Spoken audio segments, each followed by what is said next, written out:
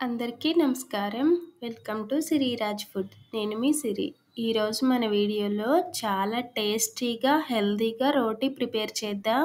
Morning బ్రేక్‌ఫాస్ట్‌లోకైనా, night డిన్నర్‌లోకైనా ఈ రెసిపీ చాలా బావుంటుంది. ఈ వీడియో మీకు నచ్చితే తప్పకుండా like, share and subscribe friends. దీనికోసం ముందుగా గ్యాస్ పైన బాండీ పెట్టుకొని 1 కప్పు మినపగుళ్ళు వేసి ఈ మినపగుళ్ళు దోరగా వేగే వరకు వేయించుకోవాలి. ఈ మినపగుళ్ళు మరీ ఎక్కువ కలర్ వచ్చేసిన అవసరం లేదు.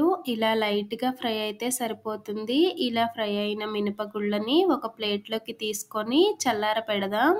ఇవి చల్లారిన తర్వాత ఇలా చిన్న మిక్సీ జార్ తీసుకొని వీటిని మెత్తగా మిక్సీ పట్టుకోవాలి. మనం ఈ మసాలా మిక్సీ జార్‌లో వేసామంటే మెత్తగా పిండిలా వస్తుంది. పెద్ద మిక్సీ జార్‌లో వేసామంటే కొంచెం బరకగా వస్తుంది.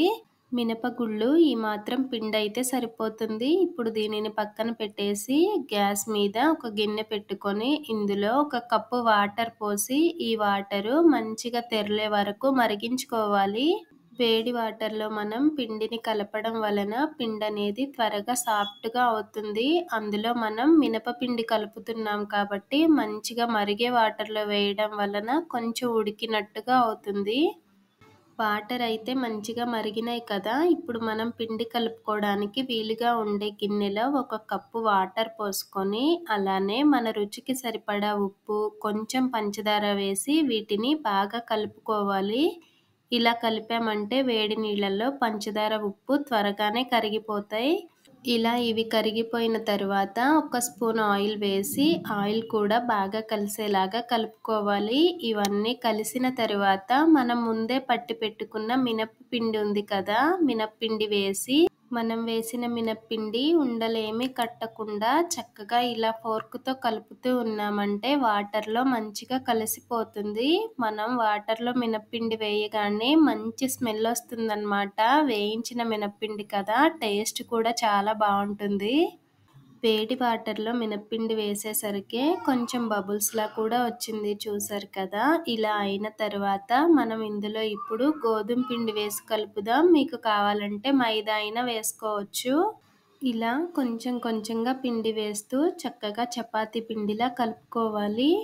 పిండి వేసిన తరువాత మనం స్పూన్‌తో అంతా కలిపేసామంటే పిండనేది కొంచెం చల్లారుతుంది కదా! ఈ స్పూన్ తీసేసి ఇప్పుడు మనం చేత్తోనే కలుపుదాం. చూస్తుంటే పిండైతే కొంచెం లూజ్‌గా అనిపిస్తుంది కదా! ఇంకొంచెం పొడి పిండి వేసుకొని దీన్ని చక్కగా చపాతీ పిండిలా కలుపుకోవాలి. మనం కలిపే పిండైతే చక్కగా సాఫ్ట్‌గా కలిసిపోయింది కదా! ఇప్పుడు దీన్ని ఒక 10 నిమిషాలు రెస్ట్ ఇద్దాం. లైట్ హీట్‌గానే ఉంది పిండి. మూత పెట్టామంటే చక్కగా సాఫ్ట్‌గా తయారవుతుంది. చూసారు కదా! ఒక 5, 10 మినిట్స్ తర్వాత చూస్తే పిండైతే సాఫ్ట్‌గా తయారైంది. దీన్ని మనం ఎన్ని చపాతీలైతే చేయాలనుకుంటున్నామో అన్ని బాల్స్‌లా చేసుకుందాం. ఒక్కొక్క దాన్ని తీసుకొని ఇలా రౌండ్‌గా చేసుకున్నామంటే కాసేపు మర్దన చేసామంటే చపాతీ అనేది చక్కగా పొరలు పొరలుగా వస్తుంది. ఇప్పుడు వీటిని పొడిపిండి వేస్తూ చక్కగా ఒక పెద్ద చపాతీలా ఒత్తుకోవాలి. ఎంత పలుచగా వీలైతే అంత పలుచగా చేసుకోవచ్చు. మనం చేసే చపాతీలన్నీ ఇలా పలుచగా ఉంటే సరిపోతుంది. ఇలా అన్నింటినీ చేసుకొని పక్కన పెట్టేద్దాం. మనం చేసే చపాతీలన్నీ ఇలా ప్రిపేర్ చేసుకున్న తర్వాత ఇప్పుడు నేనైతే ఐరన్ ప్యాన్ మీద కాల్చుతున్నా. మీరు కావాలంటే నాన్ స్టిక్ మీదైనా కాల్చొచ్చు.